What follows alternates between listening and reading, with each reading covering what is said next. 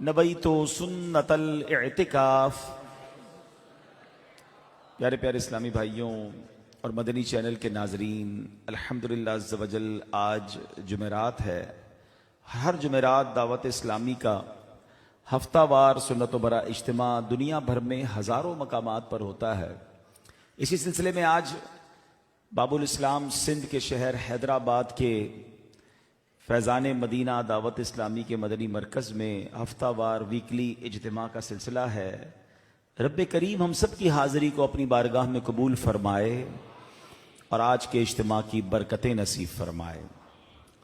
ایک بزرگ جنگل میں سفر کر رہے تھے کہ رات ہو گئی، ہر طرف خوفناک درندے دن دناتے پھر رہے تھے۔ انہیں خوف محسوس ہوا کہ رات کیسے بسر ہوگی، ہر طرف درندے ہیں، اندھیری رات ہے۔ اچانک انہیں وہ حدیث پاک یاد آ گئی کہ جو ایک مرتبہ درود پاک پڑھتا ہے اللہ کریم اس پر اپنی 10 رحمتیں نازل فرماتا ہے۔ انہوں نے درود شریف پڑھ لیا اور سو گئے، حالانکہ آس پاس جانور اور درندے گھوم رہے تھے۔ درود پاک پڑھا، یقین تھا، اعتماد تھا، سو گئے اور ساری رات سکون سے گزری، کسی درندے نے چھوا تک نہیں۔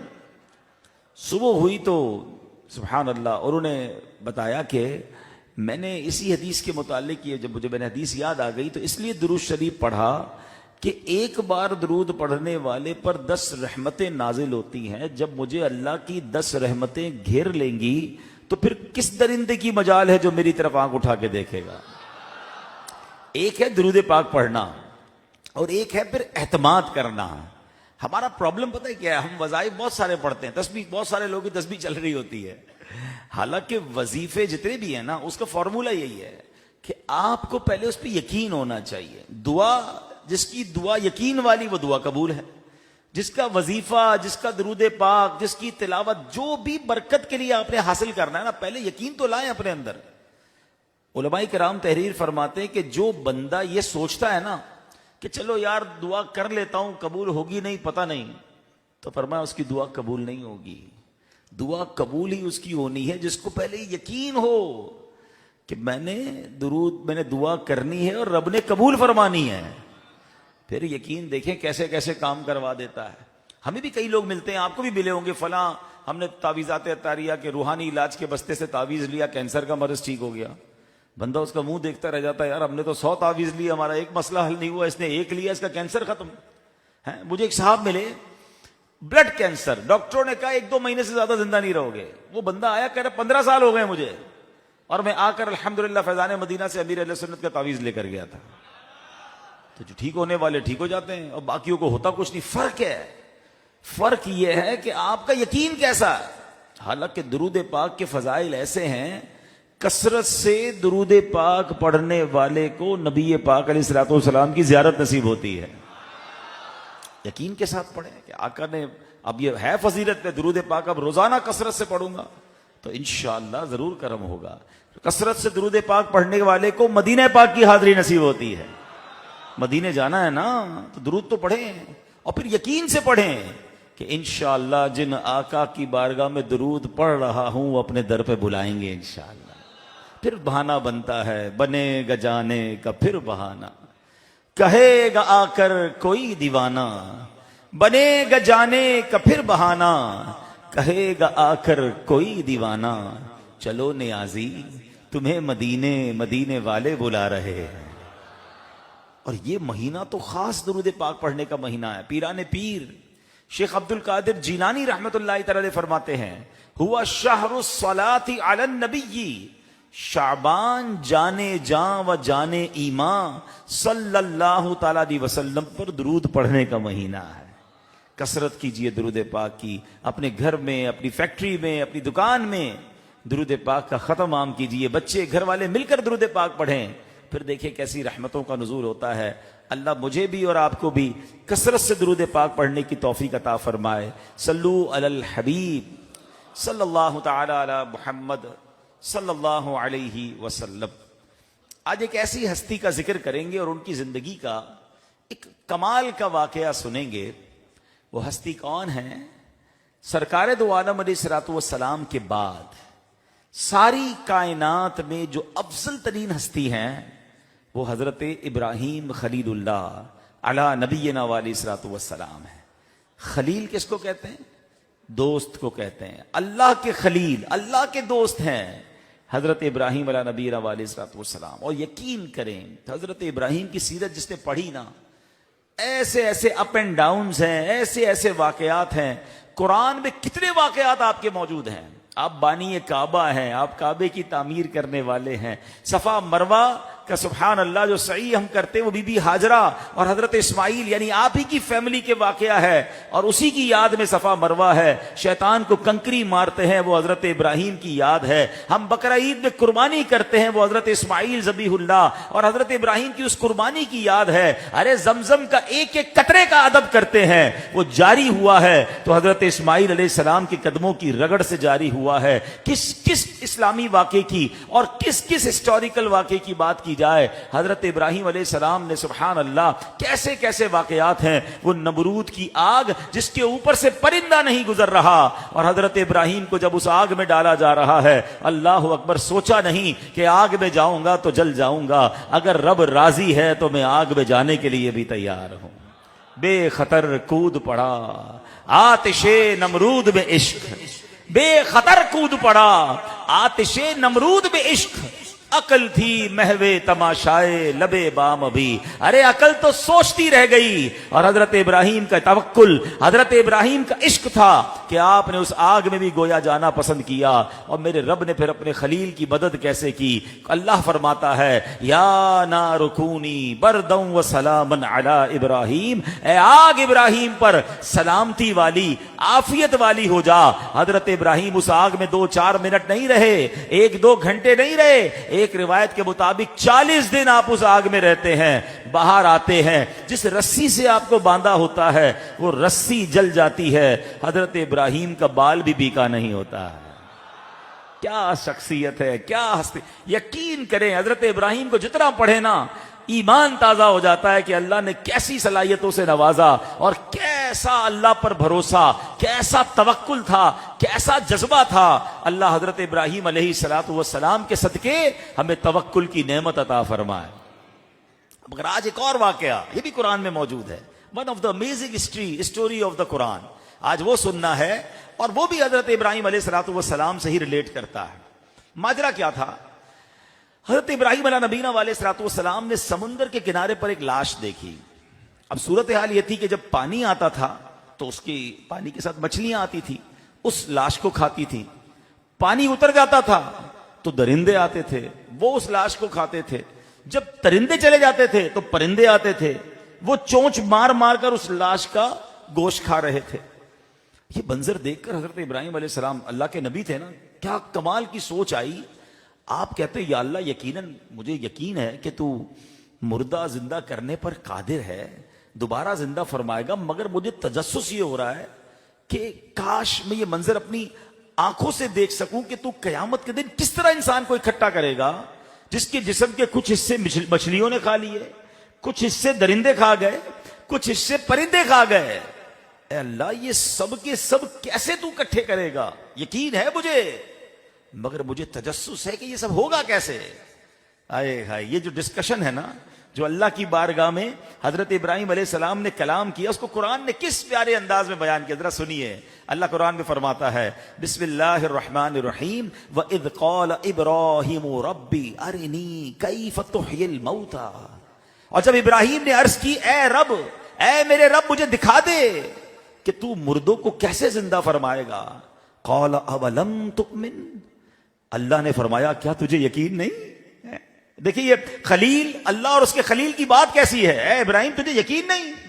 حضرت ابراہیم کا ذرا جواب تو سنیں، آئے ہائے کیسا پیارا جواب ہے۔ قال بلا ولکن لیطمئن قلبی، اے اللہ میں کیوں نہیں، بالکل مانتا ہوں، مگر مولا میرے دل کو قرار آ جائے، میں دل کے سکون کے لیے دیکھنا چاہتا ہوں۔ سبحان اللہ۔ اب خلیل کی بات تھی نا، کیسا رب تعالیٰ نے انتظام فرمایا، کیسی اس تمنا کو پورا فرمایا۔ اللہ فرماتا قال فخذ اربعۃ من الطیر فصرهن الیک ثم اجعل علی کل جبل منہن جزءا جزءا ثم ادعهن يأتينك سعيا وعلم ان اللہ عزیز حکیم. فرمایا تو پرندوں میں سے کوئی 4 پرندے پکڑ لو, انہیں اپنے ساتھ مانوس کر لو, ان سب کا ایک ایک ٹکڑا ہر پہاڑ پر رکھ دو, پھر انہیں پکارو تو وہ تمہارے پاس دوڑتے چلے آئیں گے. اور جان رکھو اللہ غالب حکمت والا ہے. سبحان اللہ. تمنا خلیل نے کی تھی نا, میں اور آپ تمنا کریں,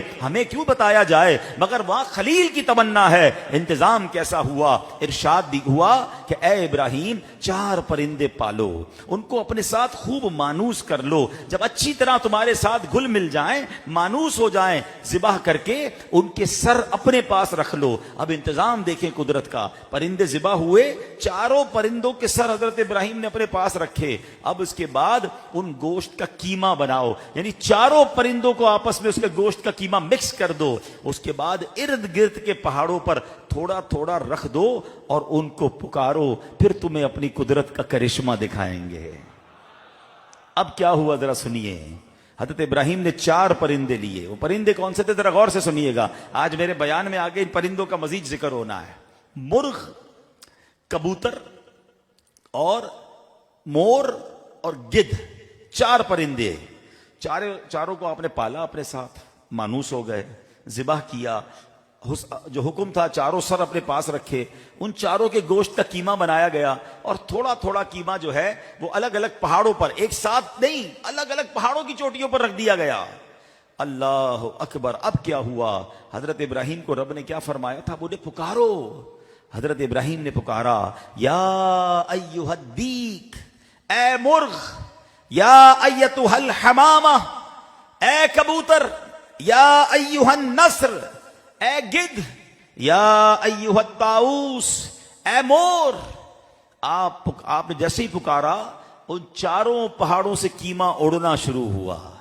گرافک ڈیزائننگ کا ٹائم ہے جناب, 3D اینیمیشن کا ٹائم ہے. اب تو جناب بہت کچھ کمپیوٹر دکھا رہا ہے, یہ ہزاروں سال پرانا واقعہ ہے. حضرت ابراہیم دیکھ رہے ہیں 4 پہاڑوں سے گوشت اڑنا شروع ہوتا ہے, قیمہ اکٹھا ہونا شروع ہو رہا ہے. سبحان اللہ. ہڈیاں ایک دوسرے سے جڑنے لگیں. دیکھتے ہی دیکھتے وہ 4 پرندے تیار ہو گئے, مگر ان کے سر نہیں ہیں. سر تو حضرت ابراہیم کے پاس ہے نا, بغیر سر کے وہ پرندے دوڑتے ہوئے آ رہے ہیں حضرت ابراہیم کے پاس, اپنے اپنے سر کے ساتھ کنیکٹ ہوتے ہیں.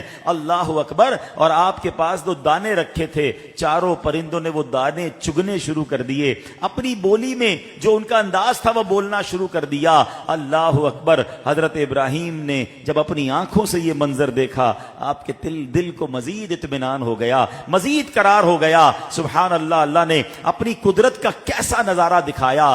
سبحان اللہ. یہی تو بات سمجھنی ہے کہ اللہ کریم کی قدرت کامل کیسی ہے. وہ جو چاہے کر سکتا ہے, وہ ہر شے پر قدرت رکھنے والا ہے. جبھی تو ہم کہتے ہیں وہی تو ہے جو نظام ہستی چلا رہا ہے, وہی تو ہے جو نظام ہستی چلا رہا ہے. میرا خدا ہے جو رات کو دن اور دن کو رات بنا رہا ہے. میرا خدا ہے. اے میرے پیارے اسلامی بھائیوں, اب اس واقعے سے, ایک تو یہ واقعہ اللہ کی قدرت کا نظارہ بتا رہا ہے, مگر سبحان اللہ علماء نے بڑے پیارے پیارے مدنی پھول. مفسرین کی تو شان ہے نا, قرآن ہم پڑھیں تو صرف ترجمہ سمجھ آتا ہے, اور وہ بھی سمجھ آئے یا نہ آئے, اس لیے کہا جاتا ہے کہ قرآن تفسیر قرآن کے ساتھ پڑھیں. اور تفسیر بھی کسی عاشق رسول مفتی صاحب کی لکھی ہو تو ایمان تازہ ہو جاتا ہے. اب اس کی تفسیر ہم سنیں گے انشاءاللہ, کیا کیا سیکھنے کو مل رہا ہے. ایک اور بڑے بات بتا دوں, پہلے عقیدے کی بات کلیئر کر لیتے ہیں. یہ پرندے جب حضرت ابراہیم نے انہیں پکارا, زندہ تھے یا مردہ تھے؟ بتائیے نا. مر چکے تھے, قیمہ بن چکا تھا, اور قرآن کہتا ہے اے ابراہیم انہیں پکارو. تو دنیا سے جانے والے پرندوں کو پکارنے کا حکم قرآن دے رہا ہے, رب دے رہا ہے. اور اللہ کے نبی کیا پکار رہے ہیں, یا ایھا الدیک, اے مرغ, یا ایتھا الحمامہ, اے کبوتر. یا کے ساتھ حضرت ابراہیم مر جانے والے پرندوں کو پکار رہے ہیں.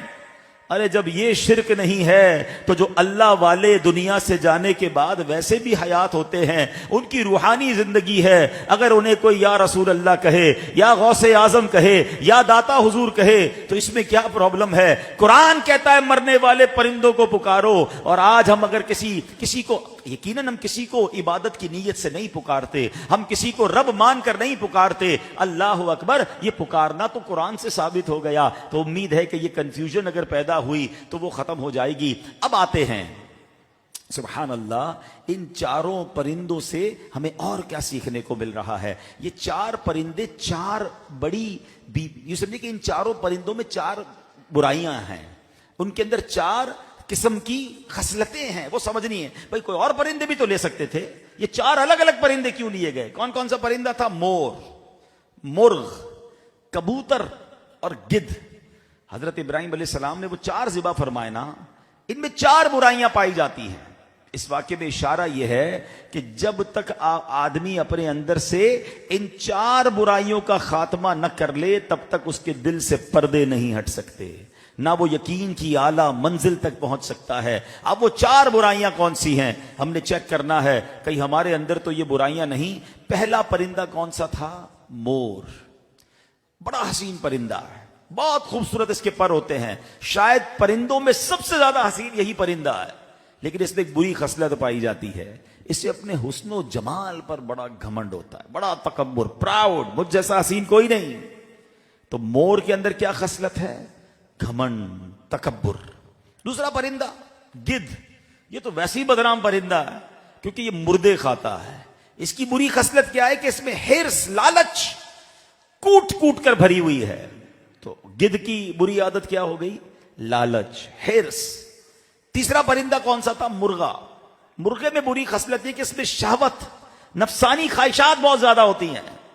تو تیسری برائی سامنے کیا آ گئی کہ شہوت کے پیچھے بھاگنا، نفسانی خواہشات پر عمل کرنا۔ چوتھا پرندہ تھا کبوتر۔ ویسے تو کبوتر بڑا پیارا پرندہ، مگر ایک اس میں بری صفت ہے کہ اس کو اپنی بلند پروازی پر بڑا گھمنڈ ہے، بہت اتراتا ہے، جب اونچا اڑتا ہے نا، جب پرندے باقی نیچے، مخلوق نیچے، وہ اس پر گھمنڈ کرتا ہے۔ علماء کہتے ہیں اگر کوئی آدمی اپنے اندر ان چار خصلتوں کو ذبح کر دے، ذرا جملہ سنیے گا، حضرت ابراہیم نے ذبح کیا نا، اپنے اندر ان چار خصلتوں کو ذبح کر دے، یعنی اپنے اندر سے گھمنڈ ختم کر دے، نفسانی خواہشات پر کنٹرول حاصل کر لے، دنیاوی لالچ کو دل سے نکال دے، عہدے اور منصب کی خواہش دل میں ہو تو اسے ختم کر دے، انشاءاللہ اسے بلند درجات نصیب ہوں گے اور دل نور عرفان سے لبریز ہو جائے گا۔ یہ ہے قرآن کا نور نا۔ واقعہ تو سنا، مگر اس واقعے سے سیکھا کیا کہ یہ چار پرندوں کے اندر جو چار برائیاں ہیں، اگر میرے اندر وہ برائیاں ختم ہو جائیں تو جس طرح حضرت ابراہیم کو رب نے قدرت کے نظارے دکھائے، جس طرح حضرت ابراہیم کو اطمینان قلب عطا فرمایا، ہمارے دل پر بھی نور کی برسات ہو سکتی ہے اگر یہ چاروں برائیاں ہم نکال دیں۔ اے میرے پیارے اسلامی بھائیوں، آج حالت یہ ہے تکبر کا، گھمنڈ کا اور جناب بڑائی کا کہ لوگ اتراتے پھرتے ہیں، جانتے نہیں میں کون ہوں، پتا ہے کتنا مشہور ہوں، کتنے فالوورز ہیں میرے، ارے تمہیں کیا پتا کتنا مال ہے میرے پاس، اتنا پیسہ ہے 7 نسلیں کھائیں پھر بھی ختم نہیں ہوگا، ارے تمہیں پتا نہیں میرے تعلقات کتنے لوگوں سے ہیں۔ بندے کی چال ہی بدل جاتی ہے، سوچتا کیوں نہیں کہ منٹ نہیں لگے گا، ہیں جب رب کا قہر نازل ہو تو ہم نے تباہ و برباد ہوتے ظالموں کو دیکھا ہے۔ کبھی تکبر مت کیجئے گا۔ اسی طرح لالچ، اللہ اکبر، اس کا عالم تو یہ ہے کہ لوگ بس پیسے چاہتے ہیں، چاہے کسی بھی طریقے سے آ جائیں، احساس ہی نہیں ہے، چاہے ناپ تول میں ڈنڈی ماریں، چاہے ملاوٹ کریں، چوری کریں، ڈکیتی ڈالیں۔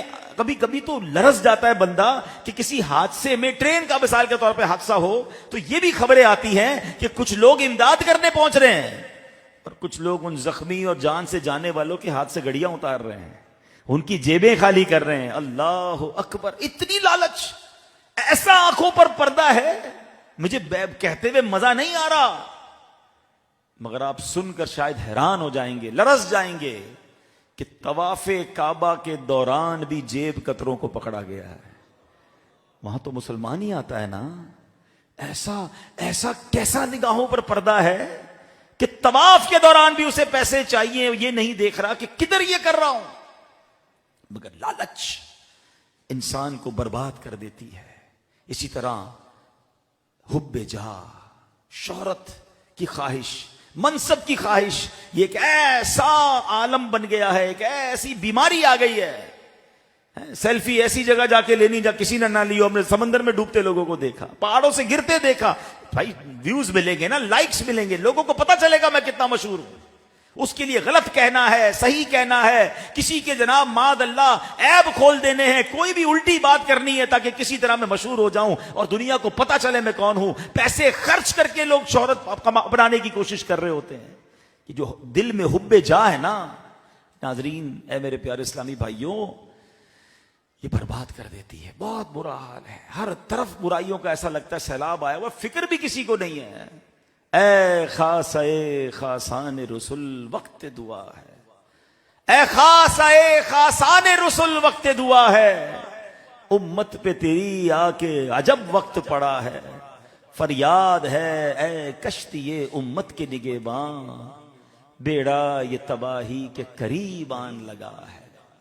اے میرے پیارے اسلامی بھائیو، اب ذرا بات کرتے ہیں ان چاروں برائیوں پر. کتنی بڑی برائیاں ہیں اور کتنا عام ہو گئی ہمارے اندر. تکبر اس قدر بڑا گناہ ہے کہ اگر میں یہ کہوں تو غلط نہیں ہوگا کہ اس دنیا میں سب سے پہلا گناہ کیا ہوا تھا؟ اولین جو گناہ ہوئے تھے اس میں شیطان نے تکبر ہی تو کیا تھا نا. حضرت آدم کو سجدہ کرنے سے انکار کر دیا اور کیا بنا شیطان کا؟ ایک بار تکبر کیا. اس نے کیا کہا؟ انا خیر من، اے اللہ میں اس سے بہتر ہوں. خلقتنی من نار وخلقتہ من طین، اے اللہ مجھے آگ سے بنایا، اس کو مٹی سے بنایا. آئی ایم بیٹر دین ہم. اور سجدہ نہیں کیا. ایک بار سجدہ نہ کرنے والا، ایک بار تکبر کرنے والا، ہزاروں سال کی عبادت کرنے کی تھی شیطان نے. وہ فرشتوں کا، جنت کا خزانچی تھا، فرشتوں کا استاد تھا. ساری عبادت ختم اور اس کو اللہ نے اپنے دربار سے مردود فرما دیا. سوچے ایک بار تکبر کرنے والے کا یہ حال ہے جو روز تکبر کرتا ہوگا، اس کا بنے گا کیا ہے؟ اس نے ایک بار کہا میں اس سے بہتر ہوں، آج روز لوگ کہتے ہیں میں اس سے بہتر ہوں، میرے پاس پیسہ، یہ غریب، میں مشہور، اس کو جانتا کوئی نہیں، میں خوبصورت، اس کو دیکھتا کوئی نہیں، میں طاقتور، یہ کمزور، میری جماعت، میری ذات یہ ہے، میری کمیونٹی ہے، میری بولی یہ ہے، اس کی بولی یہ. کس چیز پر لوگ تکبر کر رہے ہیں اور سوچتے نہیں یہ کتنا خطرناک گناہ ہے. اللہ قرآن میں فرماتا ہے انہ لا یحب المستکبرین، بے شک وہ مغروروں کو پسند نہیں فرماتا. سرکار دو عالم علیہ السلام نے فرمایا اللہ پاک تکبر کرنے والے اور اترا کر چلنے والوں کو پسند نہیں فرماتا. کاش یہ بات ہمیں سمجھ آ جائے. بچپن سے ایک حدیث سن رہے ہیں، جس کے دل میں رائی کے دانے جتنا یعنی تھوڑا سا بھی تکبر ہوگا وہ جنت میں داخل نہیں ہوگا. رائی کا دانہ کتنا سا ہوتا ہے؟ اتنا سا ڈاٹ. اتنا تکبر ہوگا تو وہ جنت میں نہیں جائے گا. جس کا پورا دل ہی تکبر سے بھرا ہوا ہے وہ سوچے اس کا حال کیا ہوگا. کیا کمال کی ایک نصیحت ایک سالار کو، سپہ سالار کو ایک بزرگ نے فرمائی. یہ بات سمجھنے والی ہے، بڑی گہری بات کی. حضرت مطرف بن عبداللہ رحمت اللہ تعالی علیہ نے ایک لشکر کے سپہ سالار، محلب نام تھا اس کا، محلب، بڑا اکڑ کر، بڑا تکبر کے ساتھ وہ چلتا تھا. تو فرمایا اے اللہ کے بندے، اللہ اور اس کے رسول کو یہ چال پسند نہیں ہے. اب وہ سپہ سالار تھا، کہتا تم مجھے پہچانتے نہیں میں کون ہوں، مجھ سے ایسی بات کر رہے ہو، میرا یہ سٹائل ہے تو میں کچھ ہوں بھی نا. یہی لوگ کہتے ہیں نا، پتہ نہیں میں کون ہوں.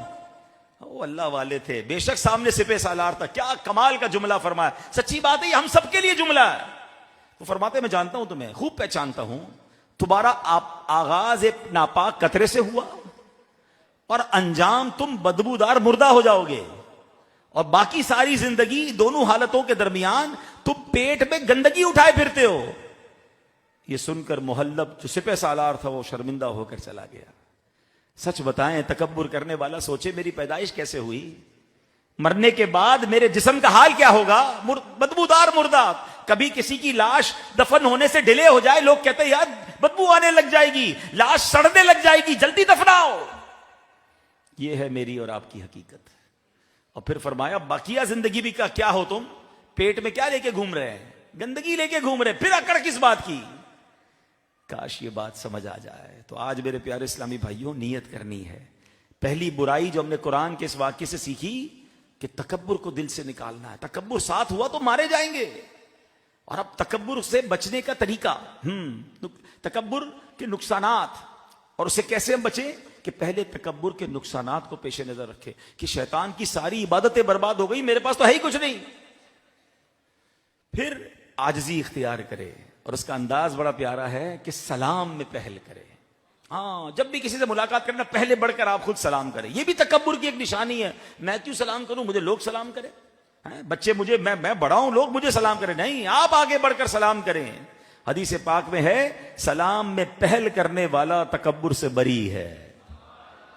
دوائی مل گئی نا, علاج نبی پاک نے دے دیا. اگر علاج کرنا ہے, جس کو جانے نہ جانے, بلکہ ایک اور مشورہ دیتا ہوں, کوئی غریب مزدور میلے کپڑے والا کوئی نظر آ جائے نا, اس کو تو آگے بڑھ کے سینے لگا لیا کریں.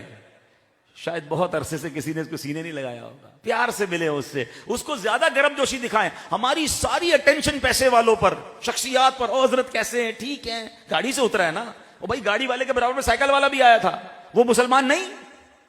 اگر دل سے تکبر کو پاک کرنا ہے تو سلام میں پہل کرنا ہے. اچھا, پھر فرمایا سبحان اللہ کہ حدیث پاک میں جس نے اپنا سامان خود اٹھا لیا وہ تکبر سے آزاد ہو گیا.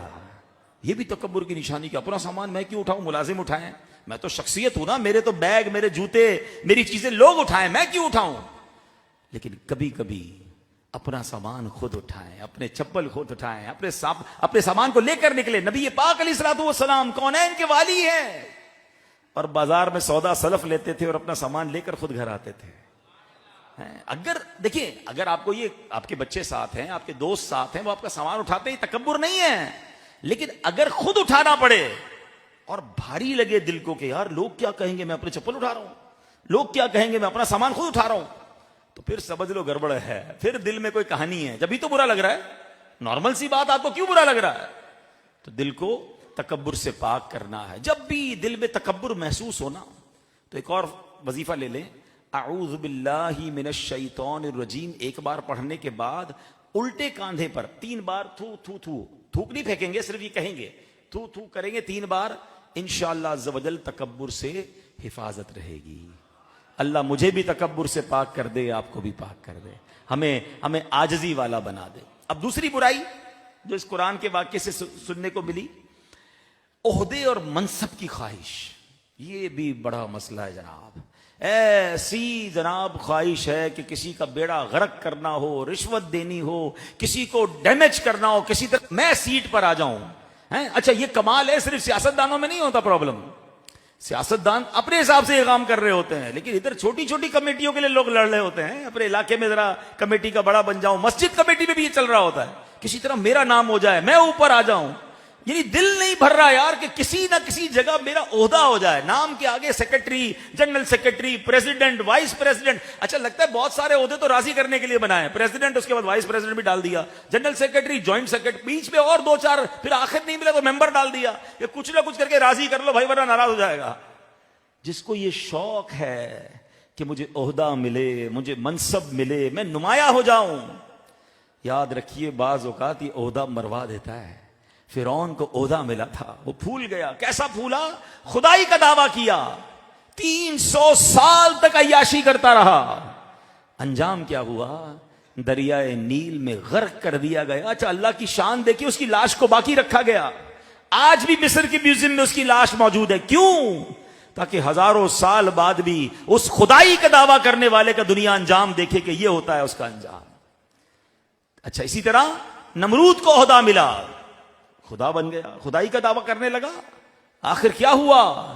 اسے ایک مچھر کے ذریعے ہلاک کیا گیا. تو اے میرے پیارے اسلامی بھائیوں, عہدے اور منصب کی لالچ نہیں ہونی چاہیے. کاش ہمیں یہ بات سمجھ آ جائے. حضرت مولا علی شیر خدا کیا فرماتے ہیں, جو بندہ یہ چاہے کہ میرے جوتے کا تسمہ دوسرے کے تسمے سے افضل ہو, وہ بھی اس آیت کے حکم میں داخل ہے. آیت کون سی ہے؟ تلک الدار الآخرۃ نجعلها للذین لا یریدون علوا فی الارض ولا فسادا. ترجمہ کنز العرفان, یہ آخرت کا گھر ہم نے ان لوگوں کے لیے بناتے ہیں, یہ آخرت کا گھر ہم ان لوگوں کے لیے بناتے ہیں جو زمین میں تکبر اور فساد نہیں چاہتے. تو اب یعنی آخرت کا گھر جنت ہے، اس کے لیے جو دنیا میں غلبہ اور بڑائی نہیں چاہتا، نہ گناہ کر کے زمین میں فساد پھیلاتا ہے، یعنی یہ تمنا نہیں ہونی چاہیے کہ میری چیز اس سے بہتر ہو۔ ارے مولا علی تو تسبیح کی بات کر رہے ہیں، ہم تو ہر چیز میں مقابلہ کرتے ہیں، میری گھڑی اس کی گھڑی سے اچھی ہونی چاہیے، میرے فون کا ماڈل اس سے اچھا ہونا چاہیے، میرے کپڑے دوسروں سے اچھے ہونے چاہیے، ایک بار کپڑا اس دعوت میں پہن لیا اب نہیں پہنوں گا۔ یہ عورتوں میں زیادہ ہوتا ہے کہ نہیں جناب پورے علاقے میں سب سے الگ ہونا چاہیے۔ کیوں؟ پھر یہ تو زمین میں فساد پھیلانا ہوا، یہ تو بڑائی بڑھانا ہوا، بڑائی ڈالنا ہوا۔ نہیں، عاجزی۔ ہمیں کیوں منصب اور عہدے کی لالچ ہے؟ اے میرے پیارے اسلامی بھائیوں، ہمارے صحابہ کرام، ہاں مقابلہ ان کا بھی تھا، ان کا مقابلہ سواری کا نہیں تھا، ان کا مقابلہ خوشبو اور گھر کا نہیں تھا، ان کا مقابلہ دولت کا نہیں تھا، ان کا مقابلہ تھا، ان کا مقابلہ نمازوں کا تھا، ان کا مقابلہ نوافل کا تھا، ان کا مقابلہ عبادت کا تھا، ان کا مقابلہ صدقے کا تھا۔ ارے آپ بھول گئے حضرت عمر غزوہ تبوک میں آدھا مال لے کر آتے ہیں اور صدیق اکبر آتے ہیں تو گھر کا سارا مال لے کر آتے ہیں۔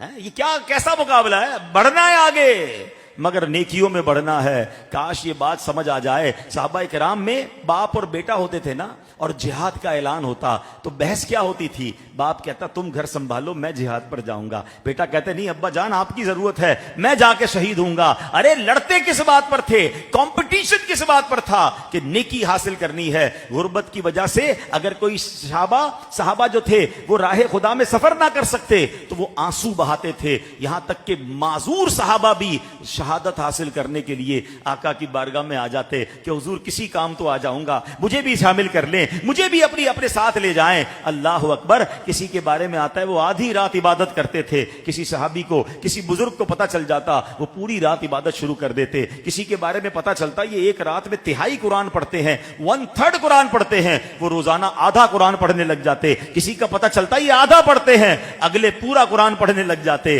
اللہ اکبر۔ ہمیں کوئی بتائے کہ یار اس نے فلاں موبائل لیا ہے، بس یار میں اس سے آگے کا موبائل لوں گا۔ اچھا اس نے فلاں محلے میں گھر بنایا ہے، میں اس سے بڑا گھر بناؤں گا۔ بچے کی شادی میں فلاں گلوکار کو بنایا ہے، میں اس سے بڑے کسی جناب ایکٹر کو بلاؤں گا۔ لا حول ولا قوت الا باللہ۔ ارے مقابلہ دنیا کے معاملے میں اور بعض اوقات گناہوں کے معاملے میں ہم پڑ گئے، یہ انداز نہیں۔ ارے اگر کرنا ہے مقابلہ تو کسی 5 وقت کے نمازی کو دیکھ کر کیوں خیال نہیں آتا؟ کسی لینڈ کروزر یا جناب V8 یا بڑی گاڑی نکلتی ہے، کچھ لوگوں کو پرابلم ہوتی ہے گاڑی میرے پاس نہیں ہے، دل چھوٹا ہو جاتا ہے۔ ارے کبھی تہجد گزار کو دیکھ کر خیال کیوں نہیں آیا کہ یہ روز تہجد پڑھ رہا ہے، میری تو 5 نمازیں پوری نہیں ہو رہی ہیں؟ کسی حافظ قرآن کو دیکھ کر یہ خیال کیوں نہیں آتا کہ اس کے سینے میں پورا قرآن ہے اور مجھے تو قرآن پڑھنا ہی نہیں آتا؟ ہماری عمر کے ہمیں علماء دکھتے ہیں۔ دعوت اسلامی نے تو کمال کر دیا، 20 22 سال 18 سال کی عمر میں نوجوان عالم دین درس ندا بھی کر لیتا ہے۔ ارے اس نوجوان کو دیکھ کر کیوں خیال نہیں آتا کہ ماشاءاللہ یہ علم دین حاصل اتنا سارا اس نے کر لیا اور میں اس سے عمر میں بھی بڑا ہوں مگر میرے پاس یہ علم نہیں، یہ مفتی بن گیا میں پیچھے رہ گیا، اس کا خیال کیوں نہیں آتا؟ کسی کی دنیا کی نعمتیں دیکھ کر ہم ڈی مورلائز ہو جاتے ہیں۔ مقابلہ یہ عجیب رکھا ہوا ہے ہم نے۔ ہاں منصب اور عہدے کی، جاہ و جلال کی تمنا بڑی بری چیز ہے۔ تیسری برائی کیا سیکھی ہم نے؟ کون سی برائی جو ہم نے نکالنی ہے اپنے دل سے؟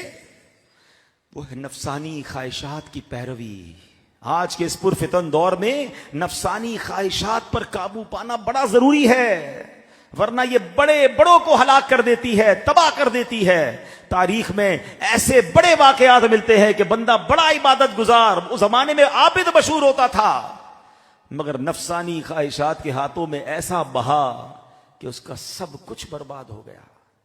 اے 5 وقت کے نمازیوں، اے دیندار کہلانے والوں، سر پر امامہ، چہرے پر داڑھی، سنتوں بھرا لباس، اگر اللہ نے یہ عطا کیا ہے نا تو یہ مت سمجھنا کہ شیطان مجھے بہکا نہیں سکتا۔ ہم سب کو توبہ کرتے رہنا ہے اور سب کو اپنی حفاظت کی فکر کرنی ہے۔ بنی اسرائیل میں ایک بڑا عبادت گزار تھا، اس کی دعائیں رد نہیں ہوتی تھی، لوگ اپنے مریض لاتے تھے اس کے پاس، وہ دعا کرتا وہ صحت یاب ہو جاتے۔ ایک مرتبہ علاج کے لیے بادشاہ کی لڑکی کو اس کے پاس چھوڑ دیا گیا کہ آپ اس کے پاس ہی رکھیں، بڑی بیمار ہے، دعا کریں گے، دم کریں گے، علاج ہو جائے گا، بچی صحت مند ہو جائے گی۔ اللہ اکبر۔ اب جب مرد و عورت اکیلے ہوں اور تیسرا کوئی نہ ہو تو تو پھر شیطان تیسرا ہوتا ہے. تنہائی نہیں کرنی غیر محرم عورت کے ساتھ کبھی بھی زندگی میں. ہاں یہ آفسوں میں، اسکول کالج میں، بدقسمتی سے شادیوں میں بڑی بڑی بے حیائی بڑھتی جا رہی ہے اور احساس ہی نہیں کسی کو کہ کب شیطان برباد کر جائے. اس عبادت گزار جس کی دعائیں قبول ہوتی تھی، شیطان نے اس کے دل میں برا خیال ڈالا، اس سے برا کام کروایا. اب خوف کہ دنیا کو کیا منہ دکھاؤں گا، اس نے اس لڑکی کو قتل کر دیا، دفن کر دیا. ایک گناہ کیا، اب چین بن گئی گناہوں کی. اب بادشاہ پریشان، میری بیٹی کہاں گئی؟ شیطان انسانی شکل میں بادشاہ کے پاس گیا، اس کو بتا دیا کہ اس عبادت گزار نے یہ کیا ہے، قبر بھی بتا دی کہ کہاں دفنایا ہے. بادشاہ غضبناک ہو کر آیا، قبر کھودی تو بیٹی کی لاش نکلی. اس عابد کو پکڑا گیا، مارا گیا، پورے شہر میں بدنام. اور اب پھانسی پر لٹکانے کا جب وقت آیا تو مردود شیطان اب اس کے سامنے آ کر کیا کہتا ہے؟ میں تجھے نجات دلا سکتا ہوں، شرط ایک ہی ہے کہ تو مجھے سجدہ کر. اللہ کا انکار کر، مجھے سجدہ کر. عابد نے شیطان کو سجدہ کیا. شیطان کھلکھلا کر ہنسنے لگا، کہا میرا تجھ سے کوئی تعلق نہیں. ادھر شیطان ہٹا، ادھر اس کو سولی پر لٹکا دیا گیا. ایمان بھی چلا گیا. عبادت تو عبادت، ایمان بھی چلا گیا نفسانی خواہشات پر عمل کر کے. آج تو حال ایسا ہے کہ بے دھڑلے سے بے حیائی کے کام ہو رہے ہیں. معاذ اللہ معاذ اللہ. اب میں کئی باتیں تو کہہ بھی نہیں پاتا ہوں. موبائل فون دیکھ لیں، سوشل میڈیا دیکھ لیں، کیا استعمال ہو رہا ہے، کن چکروں میں لوگ پڑے ہوئے ہیں. الگ الگ جگہوں پر برائیوں کے اڈے پھیلے ہوئے ہیں، دوست مل کر برائیوں کے اڈے پہ جاتے ہیں. معاذ اللہ. ہماری شادیوں کو دیکھیں نا، کثیر شادیوں میں کیا ہو رہا ہے. ابھی سنا ہے کہ ایک دو دن بعد شاید لاہور میں کوئی میلہ سجایا جا رہا ہے. ابھی تھوڑی دیر پہلے میری نظر گزری کہ 1 ارب سے زیادہ پتنگیں خریدی گئی ہیں. اچھا، ایک تو پتنگ اڑانا جو بھی اس کا شرعی حکم، اس کے بعد ڈھول تماشے گانے باجے، جو طوفان بدتمیزی برپا ہوگا. پھر کہتے ہیں ہم پر عذاب آ رہا ہے، پھر کہتے ہیں ہم پر قحط آتا ہے، ہماری فصلیں نہیں اگتی، پھر کہتے ہیں جناب ہم پر بہت سارے پرابلمز ہیں. اللہ اکبر. اربوں روپے ہم پتنگ بازی میں اڑا دیں گے، اربوں روپے جناب ہم گانے باجے ناچ میں کہہ رہے تہوار ہے. اور وہ کدھر گئے لوگ جن کو ربیع الاول میں اگر کوئی چراغاں کرے اور جناب اللہ والوں کے نام پر کوئی لنگر کھلائے تو پرابلم ہوتی ہے کہ غریب کی بچی کی شادی کروا دو. آج یاد نہیں آ رہا کہ کیا ہو رہا ہے ادھر. خدا کے واسطے مسلمان عقل کے ناخن لے، اللہ کے غضب کو دعوت دینے والی بات ہے. یہ حرام اسراف میں یہ پیسے خرچ کرنے سے بہتر ہے اللہ کی راہ میں صدقہ کر دے، اپنے کسی غریب رشتہ دار کو کھلائیں، کسی مریض کا علاج کروا دیں. اور پھر اس میں کتنے حرام کام شامل ہیں. بتائیں شادیوں میں کیا نہیں ہو رہا.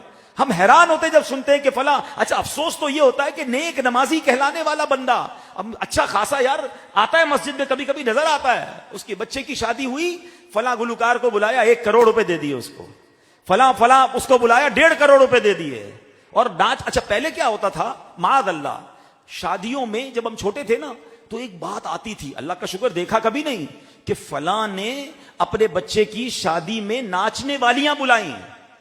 تو لوگ کہتے تھے اوئے ہوئے ہوئے کتنا برے لوگ ہیں، ناچنے والیاں بلائیں. اور اب باپ بیٹھا ہے، ماں بیٹھی ہے، گھر والے بیٹھے ہیں اور فیملی کے لوگ مل کر ناچ رہے ہیں، لڑکیاں لڑکے مل کر، بلکہ سنا ہے کئی دن تک تو پہلے پریکٹس کرتے ہیں اور پھر مل کر ناچتے ہیں اور سب مل کر دیکھتے ہیں. معاذ اللہ. اچھا ایک اور خطرناک بات، چلیں آپ نے حرام کیا، آپ جانتے تھے، آپ کی فیملی جانتی تھی، آپ نے یہ حرام کام کیا، اللہ سے توبہ کریں. نہیں اور گناہ چاہیے. اب اس کی ویڈیو بنتی ہے اور وہ سوشل میڈیا پہ ڈالی جاتی ہے. ہم نے کر لیا جو کرنا تھا، اب لاکھوں لوگ دیکھیں. اور اب اس پر مقابلہ یہ ہو رہا ہے کہ ہماری فیملی کی شادی کے ڈانس کے اتنے ویوز آئے ہیں، ارے یہ تو وائرل ہو گیا ہے، یہ تو پاپولر ہو گیا ہے. تمہاری بہن ناچ رہی ہے، اس کے بھائی بے غیرت کدھر گئے؟ احساس مر گیا. اس قدر نفسانی خواہشات کے پیچھے برباد ہو رہا ہے ہمارا معاشرہ. پھر ہم کہتے ہیں کبھی طوفان آ رہا ہے، کبھی زلزلہ آ رہا ہے، کبھی بارشیں نہیں ہو رہی ہیں، کبھی آگ لگ رہی ہے. ارے اللہ کے غضب کو دعوت دینے میں کسر کون سی چھوڑی ہم نے؟ ایک ہوتا ہے اکیلے میں گناہ بندے سے ہو گیا ہو کے معافی مانگ لے، ارے ہم سارے گناہ گار ہیں، ہم سے گناہ ہوتے ہیں. مگر یہ کیسا گناہ ہے کہ کر کے دنیا کو بتا رہے ہو کہ میں نے اللہ کی یہ نافرمانی کی، دیکھو تم بھی. یہ کتنی بے باکی ہے، یہ اللہ کے غضب کو دعوت دینے والی بات ہے. خدا کے واسطے ایسا نہ کریں. ہم سب نے مرنا ہے. شب برات تو یہ لکھ دیا گیا ہوگا نا کہ اب اس سال کون جیے گا اور کس کا انتقال ہو جائے گا. کیا پتا اس شب برات میرے اور آپ کے بارے میں لکھ دیا گیا ہو کہ کچھ دنوں بعد ہماری جانے کی باری ہے, اور یہ گناہ کر کے, یہ بے حیائیاں کر کے گئے تو اللہ کو جواب کیا دیں گے؟ اگر واقعی دل کو نور الہی سے منور کرنا ہے تو اس دل کی بستی کو نفسانی خواہشات سے بچانا ہوگا. کبھی اپنے آپ کو تونگر نہ سمجھے, نہیں جناب مجھے کوئی نہیں بہکا سکتا. میں بیٹھتا ہوں دوستوں کے ساتھ, شراب پیتے ہیں میں نہیں پیتا. میں جاتا ہوں جناب دوست بے حیائی کرتے ہیں میں نہیں کرتا. وہ ناچ گانے تاش میں جوا کھیل رہے ہوتے ہیں میں نہیں کرتا. نہیں, جو ادھر بیٹھے گا وہ پھر گرفتار ہو جائے گا. اچھے کی صحبت تجھے اچھا بنا دے گی, برے کی صحبت تجھے برا بنا دے گی. نہ بیٹھے ایسی صحبتوں میں. یہ جتنے بگڑے ہیں نا, جتنے حرام کام کرنے والے, کسی سے پوچھ لیں کدھر سے ملی یہ عادت, آپ کو بتائے گا. دوست ملے تھے, پہلے چھوٹے گناہ میں لگایا اور آج جناب میں تو گناہگاروں کا لیڈر بنا ہوا ہوں. توبہ توبہ توبہ. ہم بھلے, ہمارا اچھا ماحول بھلا. ہاں میں صحیح بتاؤں, گناہ کرنے کا موقع نہ ملے یہی بہت بڑی نعمت ہے. میں ادھر جاؤں ہی نہ جدھر گناہ کرنا آسان ہو. پھر بڑے بڑے تونگر کو اللہ جسے بچائے, پھر بچنا مشکل ہے. ہم میں سے اکثر بچے ہوئے اسی لیے کہ ہمیں موقع نہیں ملا, اور ہم اللہ سے دعا کرتے ہیں ہمیں موقع ہی نہ ملے. ہاں اللہ بچائے رکھے ایسی صحبتوں سے. اور اگر کبھی اللہ نہ کرے شیطان حملہ کرے تو ہم رب کریم سے دعا کرتے ہیں کہ حضرت ابراہیم کے صدقے ہماری حفاظت فرمائے, ہمیں نفس و شیطان کے واروں سے بچائے. تو اس کے لیے قبر یاد کرنی ہے, آخرت یاد کرنی ہے. جب بھی گناہ کرنے کو جی چاہے, اللہ کرے میرے اور آپ کے دل سے آواز آئے کہ اللہ دیکھ رہا ہے. اللہ اکبر. کیا اب آخری ایک اور عادت کیا ہم نے سنی؟ حرص و لالچ, مال کی لالچ ہے. یہ اتنی بری عادت ہے. اور یہ ہم نے گدھ کی جو عادت تھی نا, حضرت ابراہیم نے اسے ذبح کیا. چیک کرنا ہے کہیں ہمارے اندر تو یہ نہیں. قرآن فرماتا ہے وَمَن يُوقَ شُحَّ نَفْسِهِ فَأُولَئِكَ هُمُ الْمُفْلِحُونَ.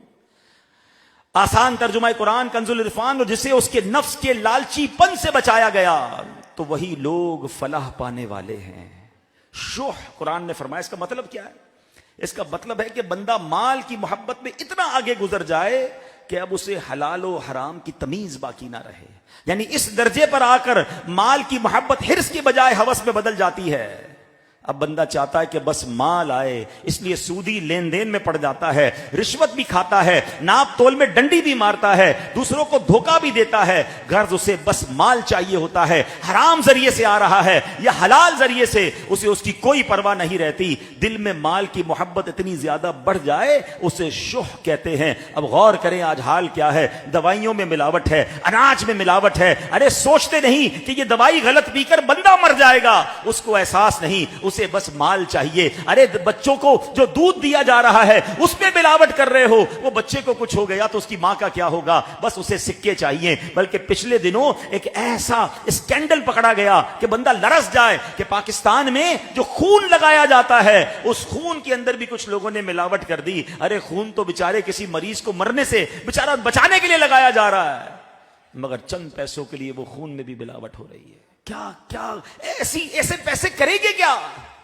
یہ چوریاں کرنے والے, ڈکیتیاں ڈالنے والے, یہ مسلمانوں کی چیزوں پر قبضہ کرنے والے. ارے تمہارے پاس مال آ بھی گیا, تم کرو گے کیا اس مال کا؟ مرنا نہیں, ایسا مال جاتا بھی ویسا ہی ہے. ہاں بیماریاں, ٹینشن, بچے نافرمان, گھروں میں لڑائی جھگڑے. ابھی پچھلے دنوں میں ایک شخصیت کے پاس گیا, میں آپ کو بتاؤں تو آپ حیران ہو جائیں گے. مجھے کہا کہ یار وہ فلاں شخصیت, اس کے بیٹے کا نکاح کرانا ہے. میں نے کہا اس کی نکاح میں کیا رکاوٹ ہے, اتنی بڑی فیملی ہے, اتنا بڑا نام ہے. کہتا ہے عبدالحبیب بھائی پوری فیملی بکھر گئی ہے, کوئی گھر میں ایک دوسرے سے بات نہیں کرتا, گھر میں کوئی کسی سے رابطہ نہیں رکھتا, ایک ہی گھر میں رہتے ہیں, سارے اجنبی ہیں, عجیب و غریب گھر کے حالات ہیں. میں سوچتا رہا یار اربوں روپے ہوں اور فیملی جڑی ہوئی نہ ہو, گھر میں کوئی بات کرنے والا نہ ہو, بھائی کا کوئی رشتہ کروانے والی بہن آگے آنے کے لیے تیار نہ ہو, خاندان والے کسی کا خیال نہ رکھتے ہوں. مجھے بتاؤ اربوں روپے کس کام کے؟ ارے پیسے تھوڑے ہوں, فیملی محبت سے رہتی ہو, میں گھر جاؤں تو اپنے بچوں سے ملوں, بچوں کے بچے مجھ سے لپٹ جائیں, واللہ یہ کروڑوں روپے سے بڑی نعمت ہے. لیکن یہ لالچ کرنے والے، یہ حرام کمانے والے، یہ کیوں نہیں سوچتے کہ یہ مال تو تمہارے پاس آ جائے گا، لیکن اس مال آنے سے کہیں سب کچھ بکھر نہ جائے، رب ناراض نہ ہو جائے. ارے یہ تو دنیا کی بے برکتیاں ہیں، آخرت کا عذاب کیسے برداشت کریں گے؟ قرآن جھنجھوڑ رہا ہے. اللہ کا پیارا کلام کیا فرماتا ہے ذرا سنیے گا. اللہ فرماتا ہے الذی جمع مالا وعددہ یحسب ان مالہ اخلدہ کلا لینبذن فی الحطمہ وما ادراک ما الحطمہ نار اللہ الموقدہ التي تطلع على الافئدہ ان علیہم مؤصدہ فی عمد ممددہ. آسان ترجمہ قرآن کنز العرفان. جس نے مال جوڑا اور اسے گن گن کر رکھا، وہ سمجھتا ہے کہ اس کا مال اسے دنیا میں ہمیشہ رکھے گا. ہرگز نہیں، وہ ضرور چورا چورا کر دینے والی میں پھینکا جائے گا. اور تجھے کیا معلوم وہ چورا چورا کرنے والی کیا ہے؟ وہ اللہ کی بھڑکائی ہوئی آگ ہے، وہ جو دلوں پر چڑھ جائے گی، بے شک وہ ان پر بند کر دی جائے گی لمبے لمبے ستونوں میں. ان آیات کے تحت تفسیر قرآن صراط الجنان میں جو وضاحت کی گئی اس کا خلاصہ کچھ یوں ہے کہ وہ شخص جو حرام ذرائع سے مال جمع کرتا ہے، اپنے مال سے شرعی حقوق ادا نہیں کرتا، مال جمع کرنے میں ایسا مشغول ہوتا ہے کہ آخرت کو بھول ہی جاتا ہے. ایسا شخص کیا یہ سمجھتا ہے کہ وہ ہمیشہ اس دنیا میں رہے گا؟ کیا اس کا مال اسے موت سے بچا لے گا اور اس کے بھروسے پر یہ مال کی محبت میں مست رہتا ہے، نیک اعمال کی طرف مائل نہیں ہوتا؟ نہیں نہیں، ایسا ہرگز نہیں ہوگا، بلکہ وہ ضرور ضرور جہنم کے چورا چورا کر دینے والے طبقے میں پھینک دیا جائے گا، جہاں آگ اس کی پسلیاں توڑ ڈالے گی. اور تم کیا جانو وہ چورا چورا کر دینے والی کیا ہے؟ وہ اللہ پاک کی بھڑکائی ہوئی آگ ہے جو کبھی ٹھنڈی نہیں ہوگی. یہ آگ جسم کے ظاہری حصے کو بھی جلائے گی اور جسم کے اندر پہنچ کر دل کو بھی جلا ڈالے گی. بے شک مال کے ایسے حریصوں کو آگ میں ڈال کر دروازے بند کر دیے جائیں گے. اے میرے پیارے اسلامی بھائی، اپنے آپ کو نکالیے اس مال کی محبت سے. یہ محبت ہی تو ہے مال کی جو حرام کی طرف لے جاتی ہے. ہاں، بڑی کمال کی حدیث سنانے جا رہا ہوں. کیا کمال کا میرے آقا علیہ السلام نے مشورہ دیا. ایک صحابی آئے پیارے آقا علیہ السلام کی بارگاہ میں، کہتے حضور میں موت کو پسند نہیں کرتا، میرا دل دنیا کی طرف مائل ہے. جب بھی آخرت کی بات ہوتی ہے نا تو دل میں میلان نہیں ہوتا آخرت کی طرف ہے، مرنے کو جی نہیں چاہتا. ایسے بھی بہت سارے لوگ ہیں، حالانکہ مجھے پتا ہے کہ جنت کا راستہ موت ہی ہے، انتقال ہوگا تو جنت کا راستہ بنے گا نا، مگر آخرت کی طرف دل نہیں کھنچتا ہے. ایسے بہت سارے یہاں ہوں گے کہ جب مرنے کی بات کرو ڈر لگتا ہے. یار آپ جب دیکھو موت کی بات کرتے ہیں، قبر کی بات کرتے ہیں، مرنے سے گھبراہٹ ہوتی ہے. کیا کمال کا جواب نبی پاک علیہ السلام نے دیا. غور سے سنیے، ہم سب کے لیے فارمولہ ہے. آقا علیہ السلام فرماتے ہیں کیا تمہارے پاس مال ہے؟ عرض کی جی حضور مال تو ہے. فرمایا اپنا مال آخرت کے لیے صدقہ و خیرات کر کے آگے بھیج دو، کیونکہ آدمی کا دل اپنے مال کے ساتھ ہوتا ہے. اگر یہ اپنے مال کو آگے بھیج دے یعنی صدقہ و خیرات کر دے تو اس سے ملنا چاہتا ہے، اگر مال کو پیچھے چھوڑ دے تو اس کے ساتھ پیچھے رہنا چاہتا ہے. سمجھیے گا فارمولہ کیا ہے. بندے کا جہاں مال ہوتا ہے نا اس کا دل بھی وہیں ہوتا ہے. اب مثال کے طور پہ کوئی حیدرآباد میں رہتا ہو اور اس کی فیکٹری سکھر میں ہو تو اس کا بار بار سکھر جانے کو جی چاہے گا. اس کا سرمایہ کراچی میں لگا ہوا ہو، اس کو کراچی میں اس کا دل لگے گا، یار وہاں بڑی سارے پلاٹ لیے ہوئے ہیں. سبحان اللہ. آقا فرماتے مال آگے بھیج دو، تمہارا دل بھی آگے لگنا شروع ہو جائے گا. آخرت کے لیے گھبراؤ گے نہیں، پھر جانے کی تیاری کرو گے. ارے وہاں میرے محلات ریڈی ہیں، مجھے وہاں جانا ہے. کتنا پیارا فارمولہ دیا. تو اگر میں اور آپ بھی چاہتے ہیں کہ اپنا مال اللہ کی راہ میں خرچ کریں تاکہ آخرت کا خزانہ بھی جمع ہو جائے، یہاں دنیا میں دل نہیں لگے گا، اس طرح بندہ غرق نہیں ہوگا. اپنے آپ کو اگر اس محبت سے بچانا ہے تو اپنا مال آگے کی طرف بھی جمع کرا دیں تو انشاءاللہ وہاں بھی خزانے ہوں گے، وہاں بھی جنتی محلات ہمارا انتظار کریں گے. اللہ میرے اور آپ کے دل سے جنت کی محبت ہمارے دلوں میں بڑھا دے اور دنیا کی محبت ہمارے دلوں سے نکال دے. ایک آیت مجھے دوبارہ پڑھنے کو کہا گیا ہے، میں دوبارہ پڑھ لیتا ہوں. صلو علی الحبیب انہا علیہم مؤصدہ فی عمد ممددہ صلو علی الحبیب صلی اللہ علیہ وسلم. تو اے میرے پیارے اسلامی بھائیوں، اب اس دنیا کی محبت اور لالچ کو جو دل سے نکالنا ہے نا، اس کا طریقہ یہ ہے کہ بس اللہ کی راہ میں خرچ کرتے رہا کریں. اور صدقہ دینے کے تو کتنے فضائل ہیں. احادیث کریمہ کے مطابق صدقہ جہنم کی آگ سے بچاتا ہے، صدقہ آگ کے درمیان پردہ بن جاتا ہے، صدقہ اللہ پاک کے غضب کو بجھاتا اور بری موت کو دور کرتا ہے. صدقہ کرنے والا قیامت کے دن اپنے صدقے کے سائے میں ہوگا. صدقہ برائی کے 70 دروازوں کو بند کرتا ہے. صدقہ قبر کی گرمی سے بچاتا ہے. مسلمان کا صدقہ اس کی عمر بڑھاتا ہے. اور سبحان اللہ، صدقہ 70 قسم کی بلاؤں کو روکتا ہے. نبی پاک علیہ الصلوۃ والسلام کا فرمان، صدقہ دینے میں جلدی کرو، بلا صدقے کو نہیں پھلانگتی. یعنی بندہ جب صدقہ دیتا ہے نا، کوئی بلا آ رہی ہوتی ہے، صدقہ اسے روک دیتا ہے، ہم پر وہ بلا کو نہیں آنے دیتا. تو اے میرے پیارے اسلامی بھائیوں، اللہ کی راہ میں خرچ کیا کریں، اپنی حیثیت کے مطابق خرچ کیا کریں. بعض اوقات جو غریب لوگ ہوتے ہیں وہ کہتے ہیں یہ صدقہ تو امیر دے سکتے ہیں. نہیں، یہ آپ کی بھول ہے. ہاں، ایک کھجور صدقہ کرنے والے کا بھی صدقہ قبول ہے، اور بعض اوقات وہ کھجور جو ہے کسی کے باغ سے آگے بڑھ جاتا ہے. ایک بار نبی پاک علیہ السلام نے فرمایا، ایک لاکھ سے بڑھ گیا، ایک درم 1,00,000 درم سے بڑھ گیا. حدیث پاک کا خلاصہ ہے. صحابی نے عرض کی، حضور 1,00,000 سے کیسے بڑھ گیا؟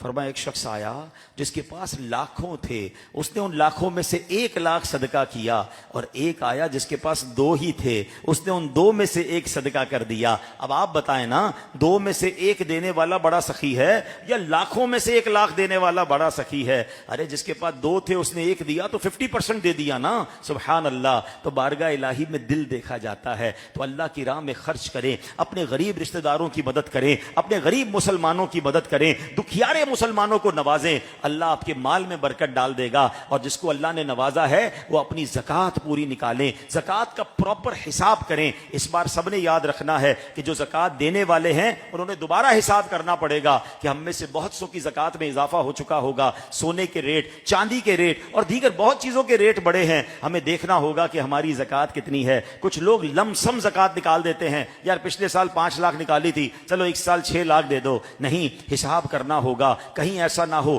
کہ جو مال کا میل ہے، ہاں زکوٰۃ کو مال کا میل کہا گیا نا، یہی کہ مال کا میل کہیں میرے مال میں نہ مل جائے اور یہ بقیہ مال کو بھی برباد نہ کر دے. تو زکوٰۃ خوش دلی سے دینی ہے، پراپر حساب کر کے دینی ہے. آپ نے دیکھا ہوگا دعوت اسلامی والے وقتاً فوقتاً اعلان کرتے ہیں کہ زکوٰۃ کورس کر لیجئے. ہم پہلے سیکھے تو صحیح کہ زکوٰۃ نکالنی کیسے ہے، اس کا طریقہ کیا ہے. یہ فرض علوم میں سے ایک علم ہے ان لوگوں کے لیے جن پر زکوٰۃ دینا فرض ہے. تو یہ علم سیکھیے، پراپر زکوٰۃ دیجئے. آپ کو نہیں معلوم تو آپ جناب کسی مفتی صاحب کے پاس حاضر ہو جائیں. ماشاءاللہ حیدرآباد میں بھی دارالفتہ اہل سنت ہے، ہمارے مفتیان کرام تو فون پر بھی جواب دیتے ہیں. پورا حساب بنائیے اور پوری زکوٰۃ دیجئے. آپ پوری زکوٰۃ دیجئے، اگلے سال انشاءاللہ عز و جل آپ زیادہ زکوٰۃ دیں گے. کیوں زیادہ دیں گے؟ آپ کا مال انشاءاللہ بڑھ چکا ہوگا. تو راہ خدا میں خرچ کرنے سے مال کم نہیں ہوتا. تو جیسا میں نے عرض کیا کہ اپنے غریب رشتہ داروں کو، اپنے غریب مسلمان بھائی بہنوں کو پہلے مدد کریں. اور اس کے بعد میری گزارش ہے کہ دعوت اسلامی جو عاشقان رسول کی ایک عظیم و شان تنظیم ہے، پوری دنیا میں دین متین کا پیغام پھیلا رہی ہے.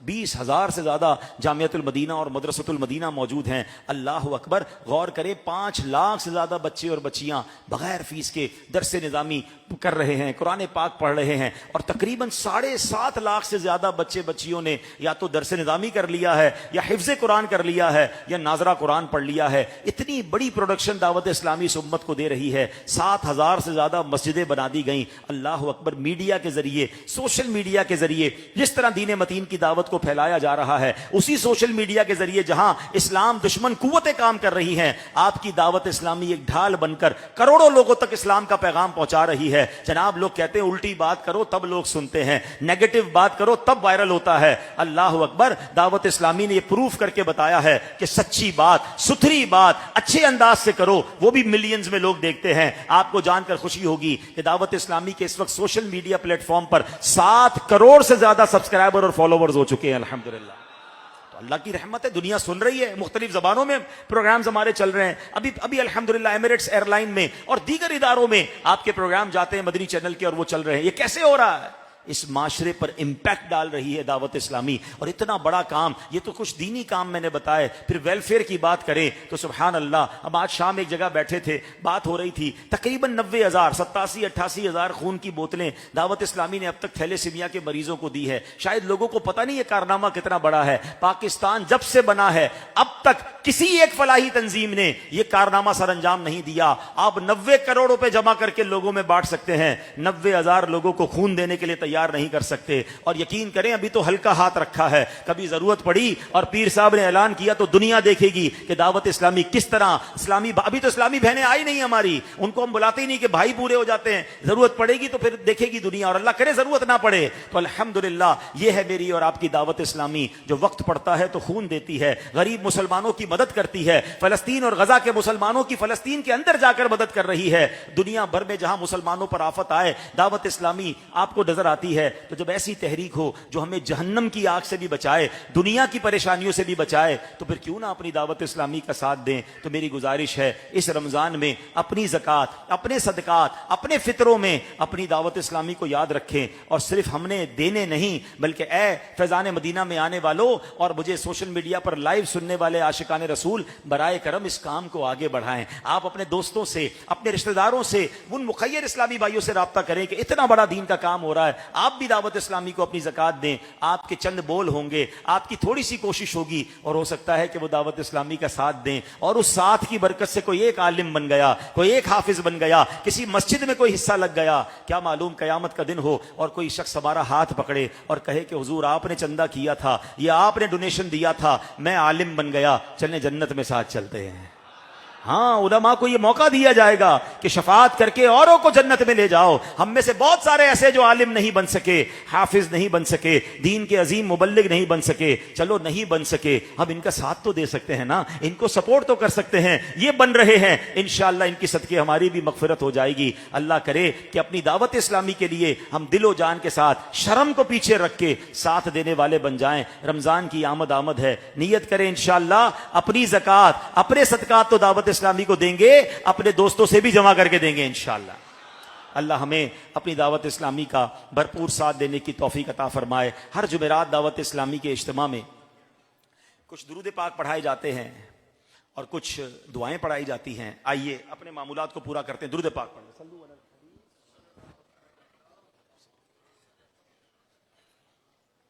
صلو علی الحبیب.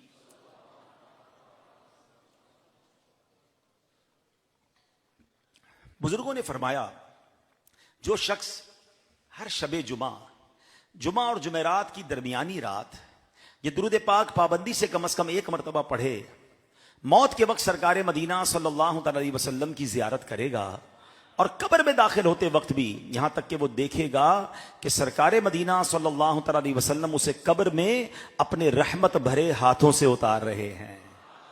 آئیے مل کر پڑھتے ہیں. اللہم صلی وسلم وبارک علی سیدنا محمد النبی الامی الحبیب العالی القدر العظیم الجاہ وعلی آلہ وصحبہ وسلم.